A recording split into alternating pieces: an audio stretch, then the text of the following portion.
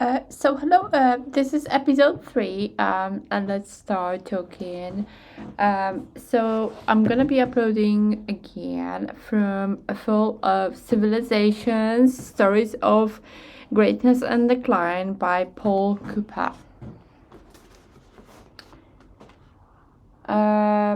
This is about Byzantium, 395 1453. The history of the Byzantine Empire is a bridge that spans the great gulf of human history, from the classical era to the dawn of the early modern world. In many ways, in the defining story of the Middle Ages, it began with an unassuming Greek colony of the Bosporus named Byzantium, supposedly founded by a prince of Megara named Byzas.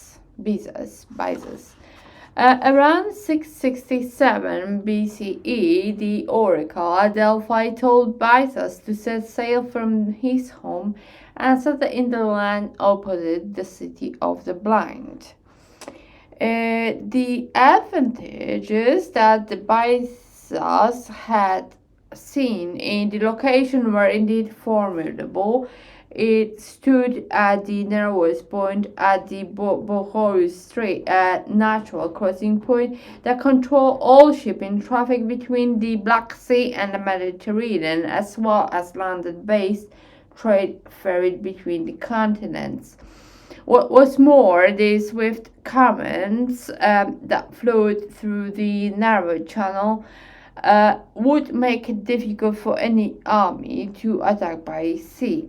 The harbour was a long sliver or river estuary, sheltered from the currents and large enough to hold thousands of ships that would come to be known as the Golden Horn, thanks either to the enormous wealth that would flow through in the centuries to come, or to the rich yellow light that would often blaze on its surface as the sunset over the sea.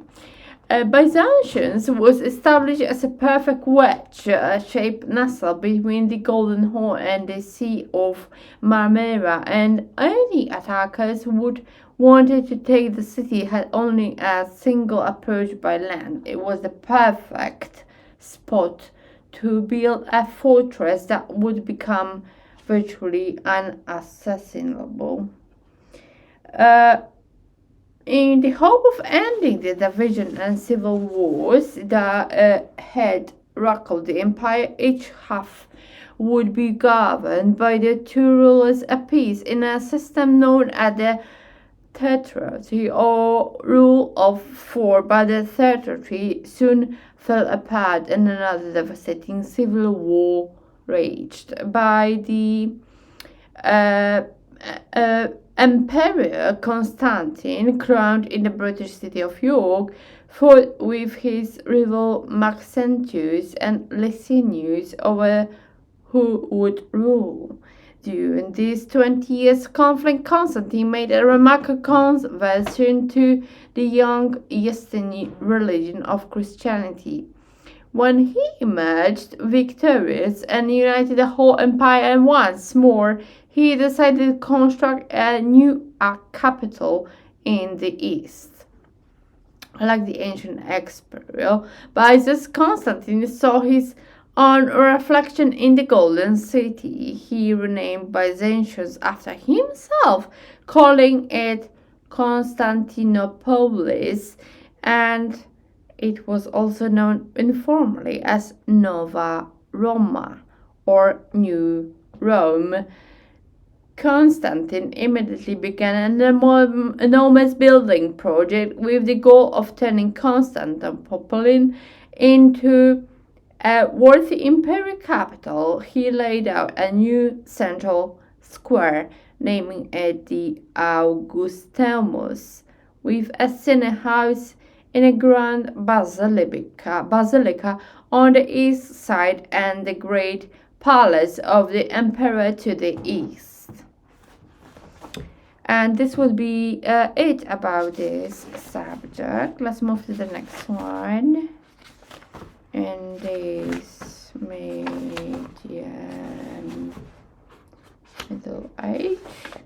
So this was very short about Byzantium. And now we are moving to the next subject, which is Vijayanagar.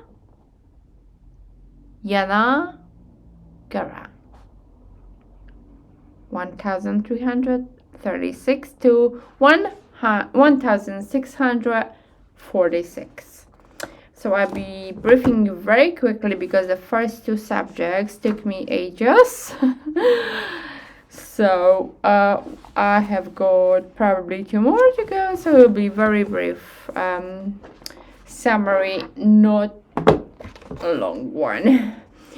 Once or twice. Today the lands of India are united in a single modern nation, but perhaps one of the most diverse nation states on earth, and certainly the largest, with so many different cultures within its borders. The citizens of Tamil Nadu, Karnataka, Maharashtra, and all the 28 states of modern India are as different from one another as those of France, Germany, and Italy. They vary in their traditions, dress, diet, rituals, observance, and in the 22 major languages spoken across the subcontinents. But perhaps the most marked differences from regions to region are in the realm of religion. Today, the word Hinduism is applied clumsily to the great variety of religion traditions from the originated in India and take as their starting point that ancient Sanskrit texts of the Vedas, first recorded in writing around 3,500 years ago. Many Hindus refer to their religion as Sanatana Dharma, the eternal way or the eternal duty, but Indian religion was never united or systemized under a central authority. Though many people now consider these diverse traditions, sects, and orders to be a single religion, in the past they were seen as significantly different, and hostility has often existed between them. In very simple terms, Hindus believe in one God named Brahman, who is refracted into many different aspects, the way a beam of white light refracted through a prism can be shown to contain many colors. The ancient text, the Maitri Upanishad, explains this concept, in which each living being also contains a spark of this origin God. And they said, verily, that one became threefold, eightfold, 11-fold, 12-fold, into an infinite number of parts. He has entered into and moves among created beings. He became the overlord of created beings. That is the soul within and without. Yes, within and without. Let's move to the next subject. This was short as well.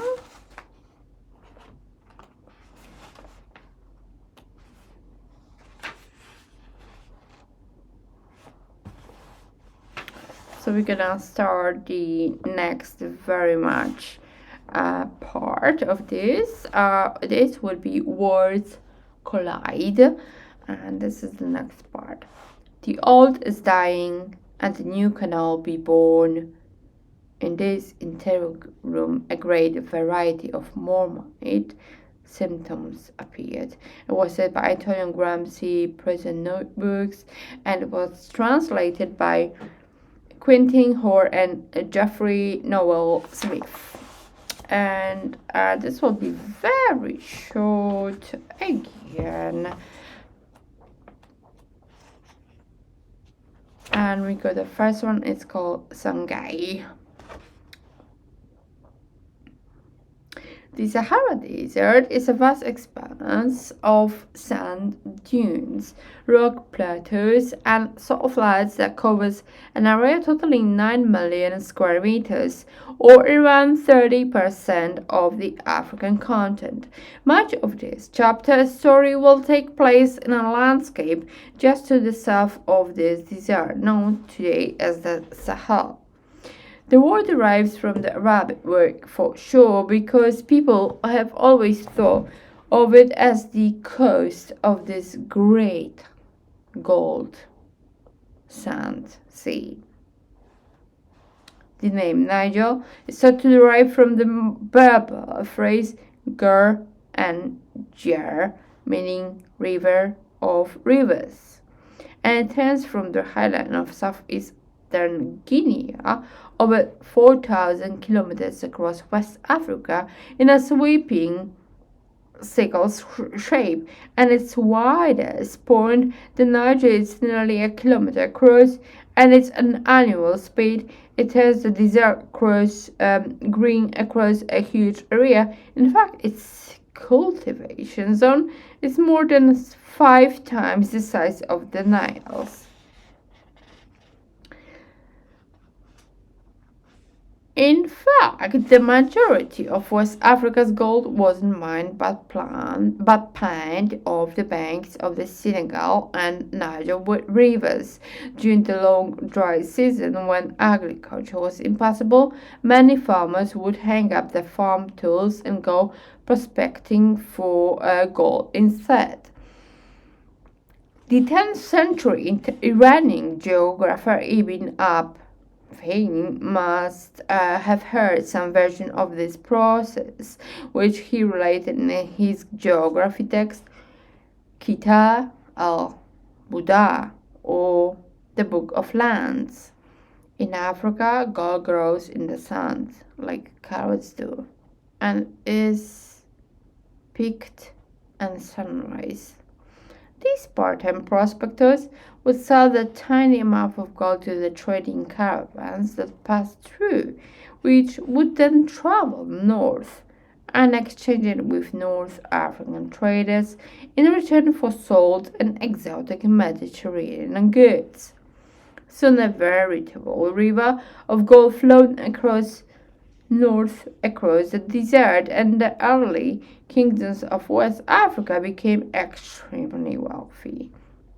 One man would come to embody this enormous wealth in the European imagination and became West Africa's most famous medieval king, Mansa Musa, the wealthiest man in the world. Mansa Musa's journey to become the king of Mali is probably one of the strongest stories of royal inheritance in history. The year was 1312, and Musa was an elite member of the Mali court. An eccentric old king thought to have been Mansa Muhammad ibn Ku. Towards the end of his reign, this old King Muhammad became convinced that it would be possible to sail far enough across the Atlantic Ocean that he might reach the other side. The Arab historian Shihab al-Umari spoke to Mansa Musa in person and recounts the kingdom's version of what happens next. The king, who was my predecessor,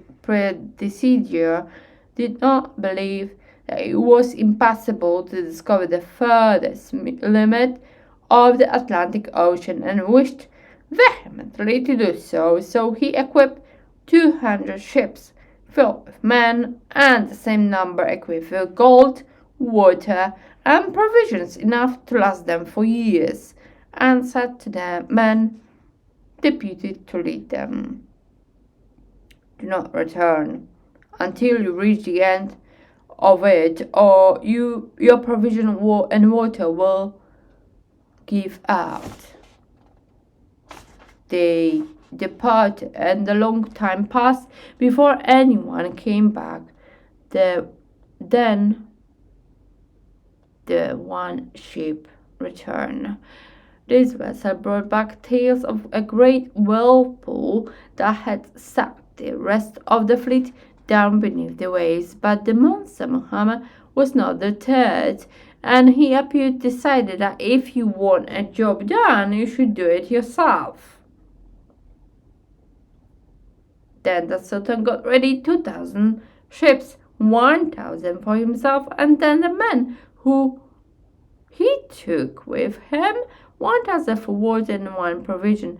He left him to deputize for him and embarked on the Atlantic Ocean with the man. That was the last we saw on him and all those who were with him, and I so became a king in my own right. This story has long fascinated history of West Africa, since of course Muhammad will be proven right by history.